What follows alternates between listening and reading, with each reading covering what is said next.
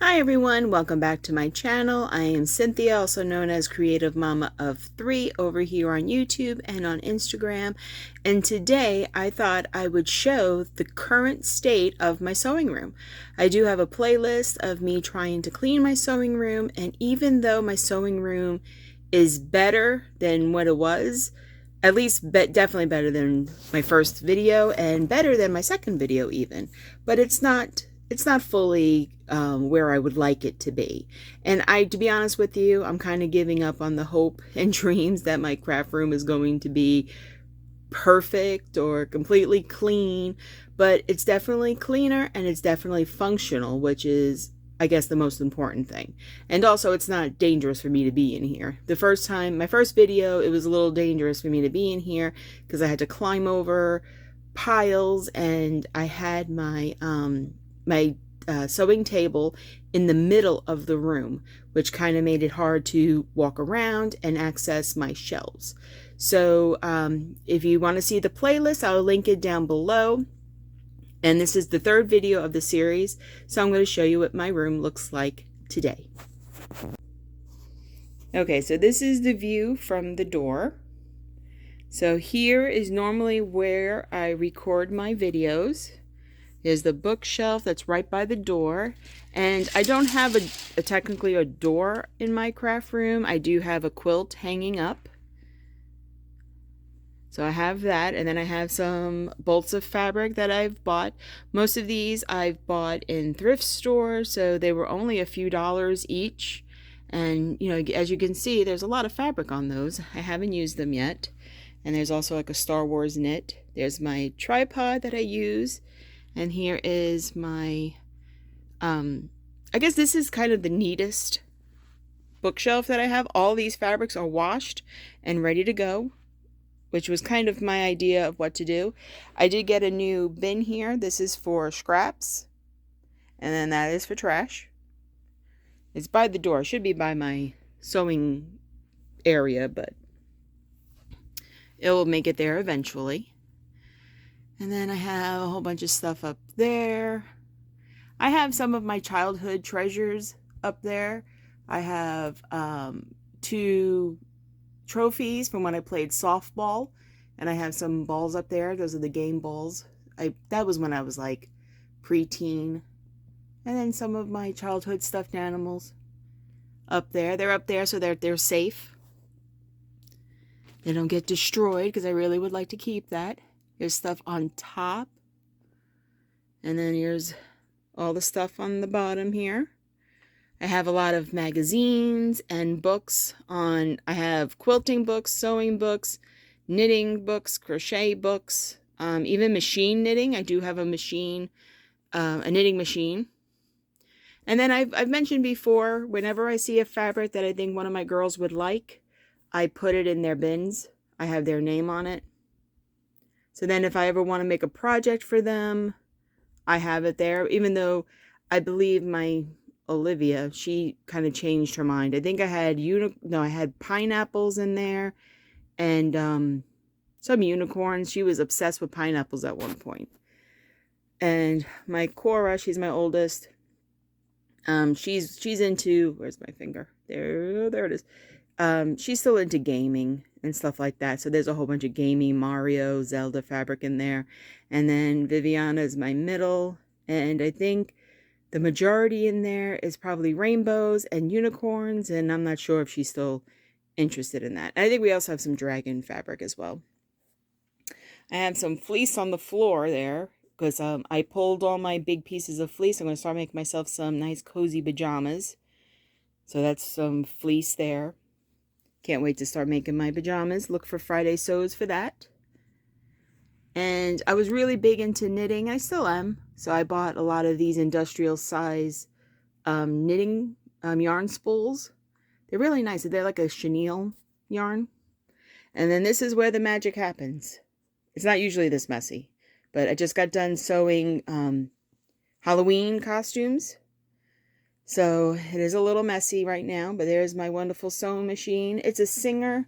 I don't know the brand, like the model number or anything on there, but it is an older Singer, probably I've had it for 30 years, I believe. So it's, it's at least 30 years old. I don't know if I don't remember if I bought it brand new.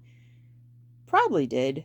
I'm not I'm not sure. I don't think why I wouldn't have bought it brand new, but and there's my chair. It has some projects on it that I would like to finish. Here's a scarf that I crocheted. Love the colors. It's weird to have a scarf in such tropical colors, because usually when you need a scarf, it's not tropical weather, naturally.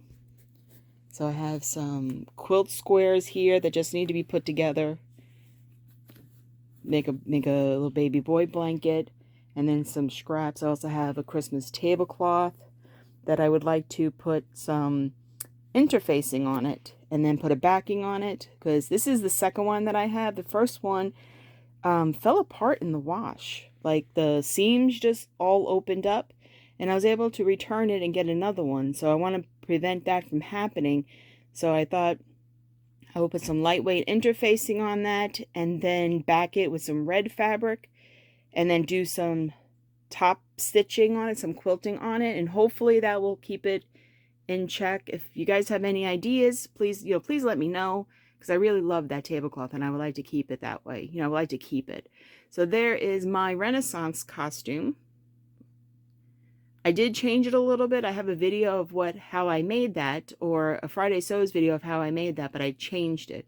I actually put a top on it. Before it just had like straps from the waist over the shoulders, and I wanted to make it a little more Renaissance-y, so I put a little tank top on it to make it a little, it's not finished yet. I still have to do the grommets and the lacing, and that would be done. And there's some pillow forms and some batting. And those two hat boxes are yarns.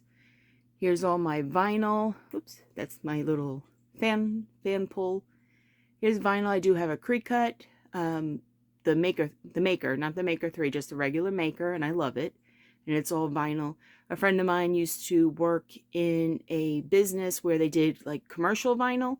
So that's why they have all the big tubes. Like they gave me their scraps, because sometimes when a piece of vinyl got to be too small for their machine, but with the Cricut home machine, really no piece is really too small.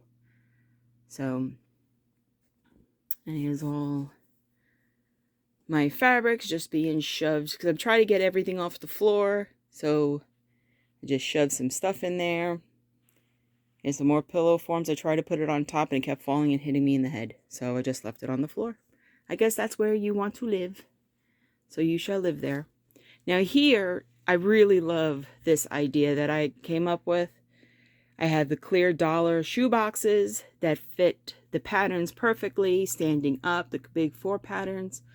I just really need to organize it, label the bins of what's inside, because right now every time I want a pattern, I just have to go through everything. And then down here, that fabric bin. Once I use one of the big 4s, or even my PDFs, I put them in a manila folder. I print out a picture of what the pattern is, and then I have the pieces in the manila folder. And there's some more knitting books, as you can see, on the floor there. And now this is where my disaster comes in. This area here. I used to work at Joann's, working at the cutting counter. So all these round stuff are all the remnants that I fell in love with. I was addicted to remnants for a long time. So I bought, every time I liked a fabric, I would buy the remnant, because as you know, they're 50% off the regular price, or even the sale price. If the fabric is on sale and it's a remnant, you get 50% off the sale price. And also, just an FYI, at Joann's, at least I can only speak for them, their remnants, if it's a knit or a cotton woven or any other fabric, if it's a yard or less, they will put it as a remnant. But for fleece is a yard and a half or less. Now you can do a lot with a yard and a half of like 58-inch fleece. That is a pajama top. That is a baby blanket.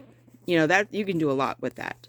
So I bought a lot of that fabric over here is sometimes a yard and a half, and I'm going to make myself some pajama tops with that. Because it gets cold in the Carolinas. I know I'm in the South, but it gets cold. So there's a bag of scraps and some other stuff on the floor. People sometimes give me their scraps, or they give me fabric that they no longer want or need, and I'll take it because I can make quilts out of it. I can make, you can make a lot of things with scraps. And then those 2 bins, I think they have pre-made stuff because I did some craft fairs a while ago. So I think they have some, just pre-made stuff that I've sewn or knit for the craft fairs. And those are the stuff that didn't sell. So there is my room. And there's my knitting machine. Right now it's safer for it to be up there because I haven't really been using it. So we put it up there and it's nice and safe. It was kind of expensive and I would like to keep it. So this is my sewing room. The floor I could walk, as you can see. It's still a little bit of a mess. But like I said, like all of us, it is a work in progress. Okay, thank you for joining me today in my crazy craft room. And if you would like to see what I use some of this fabric for and what I make, please subscribe to my channel. Give it a like if you like it. And comment below if you have any idea of how I can, besides sewing this fabric, which I'm trying to do, to get it out of my craft room. If you have any organization tips for me, or let me know what you've done in your craft room to make it more functional and make it neater, that'll be wonderful. So please give me a thumbs up. If you give me a like if you can, that'd be wonderful. And also comment below and subscribe so you don't miss any more of my videos. And also if you'd like to see what I make from all this fabric, please join me on my Friday Sews videos, which I try to post on a weekly basis. So thank you, and I hope you have a great day. Bye.